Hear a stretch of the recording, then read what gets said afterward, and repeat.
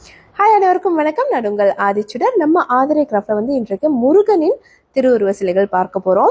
So 2 விதமான சிலைகள் எடுத்துட்டு வந்திருக்கேன். முதலாவது நீங்க பாத்தீங்கன்னா 6 முக கடவுள். ஸோ 6 முகங்களோடு இருக்கக்கூடிய மிக அழகான கந்தனின் ஒரு திருவுருவ சிலை. நீங்க பாத்தீங்கன்னா கீழ்ப்பகுதியில் அழகா ஒரு பீடம் கொடுத்திருப்பாங்க. அதற்கு மேலாக தாமரை மனையில் நீங்க பாத்தீங்கன்னா ரொம்ப அற்புதமா 6 முகங்களோடு 12 திருக்கரங்களோடு முருகன் காட்சி அளிக்கிறார். கிடைப்பதற்கு மிக அரிதான ஒரு திருவுருவ சிலைன்னு சொல்லலாம். பொதுவாக முருக கடவுளின் திருவுருவ சிலை நிறைய கிடைத்தாலும் 6 முகத்தோடு இருக்கக்கூடிய சிலை கிடைப்பதற்கு மிக அரிது. பின்பகுதியில மயிலும் இருக்கு. அதே மாதிரி நீங்க பாத்தீங்கன்னா அவருடைய வேலும் உடன் வரும். ரொம்ப ரொம்ப அழகான ஒரு சிலை. 6 இன்ச்சஸ் ஹைட்ல ஒவ்வொரு இடத்துல ஒர்க் அவ்வளோ அழகா பார்த்து பண்ணியிருக்காங்க. ஸோ அடுத்த சிலை நீங்க பாத்தீங்கன்னா திருச்செந்தூர் முருகனின் திருவுருவம். இது நீங்க பாத்தீங்கன்னா பின்பகுதியில் அழகா ஒரு திருவாட்சி வரும்.